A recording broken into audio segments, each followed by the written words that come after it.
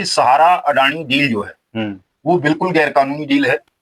सहारा की संपत्तियों पर पहला अधिकार निवेशकों का है जिनके धन से वो संपत्तियां खरीदी गई हैं या बनाई गई हैं। हम इस अडानी की जो साथ डील की जा रही है जिसमें सुप्रीम कोर्ट को भी अनुचित दबाव डालकर इन्वॉल्व किया जा रहा है, वो बिल्कुल उसकी खिलाफत कर रहे हैं, विरोध कर रहे हैं। सुप्रीम कोर्ट निश्चित रूप से अलाउ कर देगा इसको, ठीक है, बेच दो। और अगर इसकी शुरुआत हो जाती है तो ये देश के तमाम ठगी पीड़ितों के लिए एक बहुत बुरी शुरुआत होगी। अब ये जो लोग हैं जो खुशी मना रहे हैं इस डील पर, वो धूर्त हैं, ठग हैं, बेईमान हैं। 14 अक्टूबर को जिस दिन अडानी सहारा डील पर सुप्रीम कोर्ट सुनवाई कर रहा हो, उसी दिन एक बड़ी क्रांति हिंदुस्तान में आपको देखने को मिल जाए। यदि निवेशक 14 अक्टूबर को सुप्रीम कोर्ट पर बड़ी संख्या में नहीं आए और कोई बड़ा विरोध नहीं किया तो निश्चित रूप से सुप्रीम कोर्ट इस पर मुहर लगा देगा। ये डील अडानी के पक्ष में हो जाएगी और हम केवल हाथ मलते रह जाएंगे। तमाम निवेशक 14 अक्टूबर को सुबह 10 बजे सीधे सुप्रीम कोर्ट पहुंचे। कुछ साथी रामलीला मैदान बुला रहे हैं, रामलीला मैदान जाने की आवश्यकता नहीं है। आप सीधे सुप्रीम कोर्ट आइए, सुप्रीम कोर्ट आकर के अपनी इन पर्सन आवेदन कीजिए सुप्रीम कोर्ट के सामने। उसको बताओ कि हम भी ठगी पीड़ित हैं इस कंपनी के, इस सोसाइटी के, और तुम अगर ऐसा करोगे, सहारा की प्रॉपर्टीज अडानी को दोगे तो ये कल को हमारे लिए भी खतरनाक हो जाएगा। हम इसका विरोध करते हैं, हमारा पैसा दो पहले। नमस्कार, नवजागरण लाइव में आपका स्वागत है। सहारा, पल्स और तमाम जो चिट फंड कंपनियां हैं, करोड़ों की संख्या में उसके निवेशक लगातार सड़कों पे हैं, परेशान हैं और उनके भुगतान की कोई उम्मीद तक अभी नहीं दिख रही है। फिर भी वो लगातार लड़ रहे हैं। कई संगठनें हैं जिनके बैनर तले लोग इसकी लड़ाई लड़ रहे हैं। उन्हीं में से एक है ठगी पीड़ित जमाकर्ता परिवार। हमारे साथ मदन लाल आजाद जी हैं जो इसका नेतृत्व कर रहे हैं और काफी संख्या में निवेशक इनके साथ जुड़े हैं। गत 16 सितंबर को ये लोग पहुंचे थे सुप्रीम कोर्ट में। आश्वासन मिला था कि हाँ, एक आप लोगों के फेवर में एक ऑर्डर जारी हुआ है और पूरे राज्यों को आदेश दिया गया है इस पे वर्ड से के थ्रू काम करने पर। लेकिन रातों रात ऑर्डर बदल जाता है। क्या विशेष है, हम इन्हीं से बात करेंगे। तो सबसे पहले स्वागत है सर। जी धन्यवाद आपका अनुरागी जी। क्या कहेंगे ये जो ऑर्डर है, लगातार तारीख पे तारीख मिलती है और जब काम होता भी है तो वो बदल जाता है। देखिए, हमारी जो याचिका थी सुप्रीम कोर्ट में जिसपे 16 सितंबर को ऑर्डर हुआ, जो ऑर्डर हुआ था वो जज साहब ने ये कहा था कि हम तमाम राज्यों को और केंद्र सरकार को एडवाइजरी जारी कर रहे हैं कि वो बर्ड्स एक्ट 2019 की अनुपालना सुनिश्चित करें। और बर्ड्स एक्ट, जैसा कि आप जानते हैं, वो भुगतान की गारंटी का कानून है कि आप किसी भी कंपनी या क्रेडिट कोऑपरेटिव सोसाइटी वगैरह के ठगी पीड़ित हैं, जमाकर्ता हैं, तो आपका पैसा सरकार वापस करेगी, ऐसा वो कानून है। इसलिए हम उस कानून के इम्प्लीमेंटेशन के लिए ही सुप्रीम कोर्ट गए थे।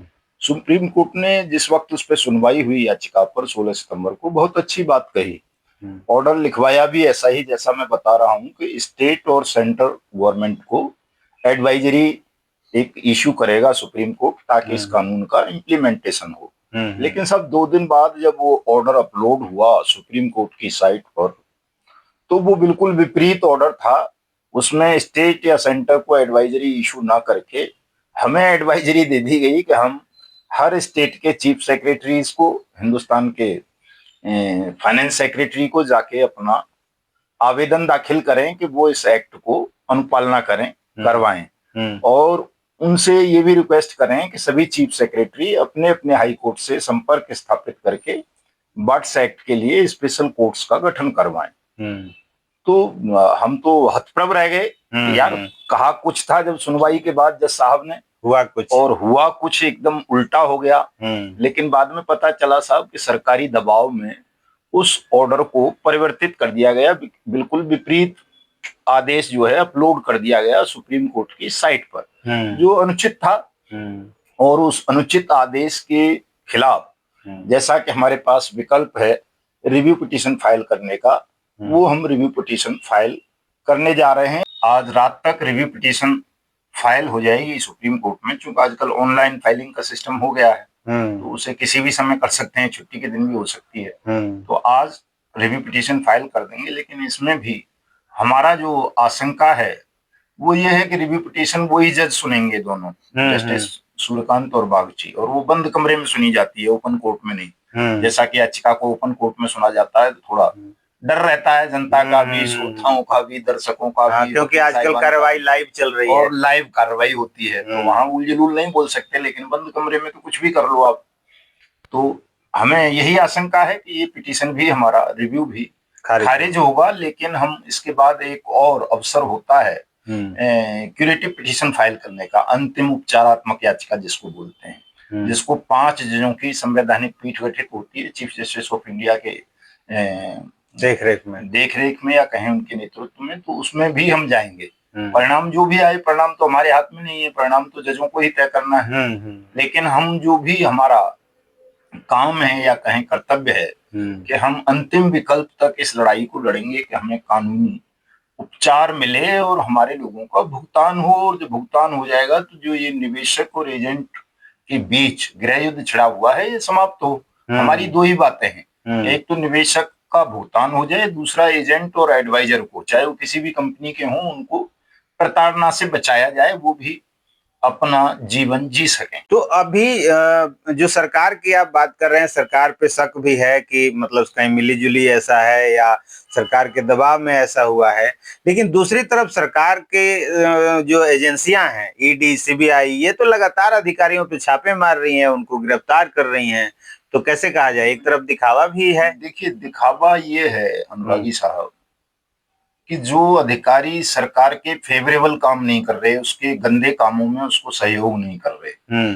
उनको ईडी और सीबीआई परेशान करती है। वो अधिकारी हों, चाहे व्यापारी हों, चाहे नेता हों, चाहे हमारे जैसे सोशल एक्टिविस्ट हों, कोई भी हों, जो सरकार के फेवरेबल नहीं है, सरकार के वोट बैंक को बढ़ाने का काम नहीं कर रहे या सरकार के बुरे कर्मों पर पर्दा डालने का काम नहीं कर रहे, बल्कि उसको उठा रहे हैं, ऐसे लोगों के खिलाफ सीबीआई, ईडी और सुप्रीम कोर्ट तक भी काम करता है।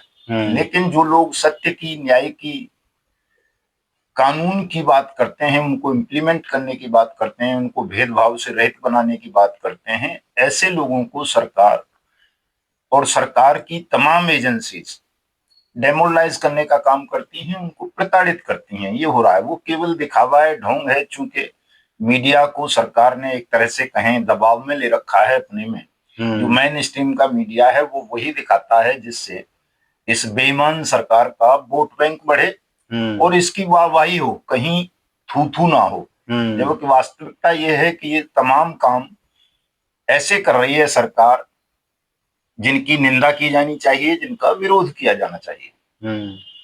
तो अभी जो एक सहारा और इसकी जो डील का, अदानी की डील का जो मामला चल रहा है, वो सुप्रीम कोर्ट में सुनवाई भी है। क्योंकि आपके पास सारी कंपनियां हैं जो चिट फंड हैं, सहारा के भी काफी निवेशक हैं, तो अभी जो ये मामला चल रहा है उसमें क्या लग रहा है, जो खुल के सामने जो आ रहा है वो तो ये लग रहा है कि जो संपत्तियां उसकी नहीं है उसकी भी लिस्ट उसने दे रखी है कि हाँ ये भी बेच रहे हैं। देखिए, सहारा अडानी डील जो है वो बिल्कुल गैरकानूनी डील है। सहारा की संपत्तियों पर पहला अधिकार निवेशकों का है जिनके धन से वो संपत्तियां खरीदी गई हैं या बनाई गई हैं। और बार्ट्स एक्ट 2019 जिसकी लड़ाई हम लड़ रहे हैं वो ये कहता है कि उन संपत्तियों को बार्ट्स एक्ट अथॉरिटी यानी जिला के कलेक्टर या एसडीएम या तहसीलदार चिन्हित करें पहले तो, फिर सीज करें, उनको नीलाम करें और उनके यहाँ जो भी निवेशक भुगतान का दावा प्रस्तुत करें उनको उनकी जमा राशि का 2 से 3 गुना पैसा 180 दिन में वापस कर दें। ये कहता है कानून। और इस कानून को पास ओवर करके अगर सहारा की या किसी भी कंपनी की प्रॉपर्टीज को किसी दूसरी कंपनी या संस्थान को बेचा जाता है या सरकार भी उन्हें किसी सरकारी इस्तेमाल के लिए एक्वायर कर लेती है तो वो भी गैर कानूनी है बार्ट्स एक्ट के अकॉर्डिंग। तो हम इस अडानी की जो साथ डील की जा रही है जिसमें सुप्रीम कोर्ट को भी अनुचित दबाव डालकर इन्वॉल्व किया जा रहा है, वो बिल्कुल उसकी खिलाफत कर रहे हैं, विरोध कर रहे हैं। क्योंकि सुप्रीम कोर्ट का ये काम नहीं है। जो सरकार और अडानी के प्रेशर में आके सुप्रीम कोर्ट 14 अक्टूबर को इस याचिका पर सुनवाई करने जा रहा है कि साहब उसको अनुमति दे दी जाए सहारा की प्रॉपर्टीज को खरीदने की या अधिग्रहण करने की अंबानी को, अडानी को, वो बिल्कुल अनुचित है, गैर कानूनी है। सुप्रीम कोर्ट को ये याचिका सुनवाई पर ही नहीं लगानी चाहिए थी, सच्चाई तो ये है। लेकिन अंडर प्रेशर सुप्रीम कोर्ट इस पर सुनवाई कर रहा है और जैसा कि पहले भी होता रहा है, सुप्रीम कोर्ट निश्चित रूप से अलाउ कर देगा इसको, ठीक है बेच दो। और अगर इसकी शुरुआत हो जाती है तो ये देश के तमाम ठगी पीड़ितों के लिए एक बहुत बुरी शुरुआत होगी। इसी को नजीर मान के तमाम कंपनीज की प्रॉपर्टीज को अडानी और अंबानी जैसे धनपशु खरीद लेंगे, बट्स एक्ट को खत्म कर दिया जाएगा और निवेशक अपने भुगतान के लिए रोते रहेंगे या फिर एजेंट और निवेशक दोनों आपस में लड़ते रहेंगे, जिसका पूरा लाभ ठगों को और इस बेईमान सरकार को और इसके पालतू धन पशुओं को मिलेगा। इसलिए हम इसका विरोध कर रहे हैं, जम के कर रहे हैं और 14 अक्टूबर को हम सुप्रीम कोर्ट का जबरदस्त घेराव करेंगे।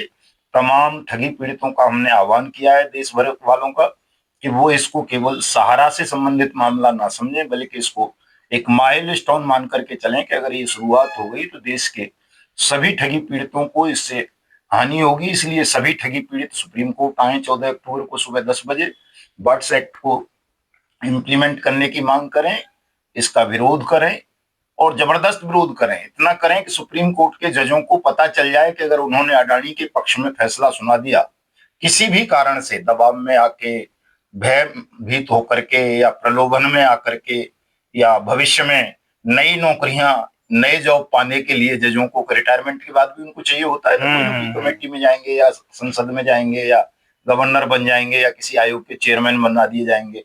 इस तरह का लालच भी जजों के दिमाग में होता है।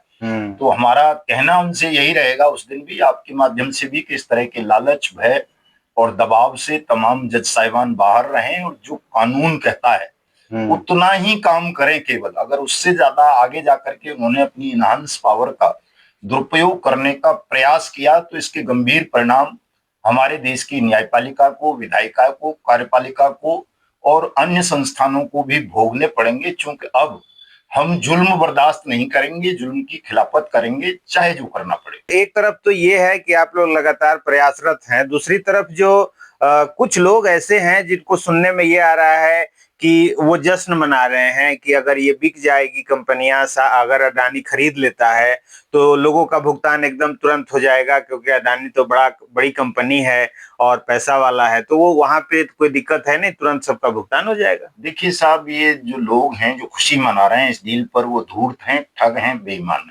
हैं। आप जानते हो कि धूर्तता का दौर चल रहा है इस वक्त हमारे देश में। करते कुछ हैं लोग और कहते कुछ हैं, ये हो रहा है।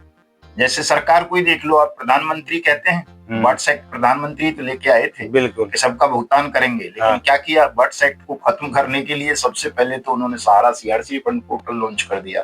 बट्स एक्ट में ये लिखा था कि सेबी पीएसएल जो है या जो लिक्विडेटर हैं आदर्श जैसी सोसाइटीज पर, उन सबको भी खत्म कर दिया जाएगा। यानी 1978 का जो chit and prize money circulation act है, या पीआईडी एक्ट हैं, या सेबी एक्ट है, या कंपनी एक्ट है, या आरबीआई एक्ट है 1935 का, उन सबको भी समाहित करते हुए ये कहा गया था कि बट्स एक्ट अथॉरिटीज सभी ठगी पीड़ितों का पैसा देंगे। संसद में चाहे वो प्रधानमंत्री का वक्तव्य रहा हो, चाहे निर्मला सीतारमण का या अनुराग ठाकुर का या किसी और का, सबने यही आश्वासन दिया था संसद के माध्यम से देश को कि इस कानून के बन जाने से किसी का एक नया पैसा भी नहीं डूबेगा, सबका भुगतान हो जाएगा। लेकिन हुआ क्या, स्वयं सरकार ने इस बट्स एक्ट 2019 को खत्म करने के लिए अनेक षड्यंत्र रच दिए। जैसे सहारा सीआरसी रिफंड पोर्टल लगा बड़ा उदाहरण, आज भी सागा ग्रुप पे लिक्विडेटर अपॉइंट किए जा रहे हैं उसकी तमाम वेलफेयर सोसाइटीज पर, क्रेडिट कोऑपरेटिव सोसाइटीज पर। सहारा पीएसीएल सेबी रिफंड पोर्टल आज भी अस्तित्व में है।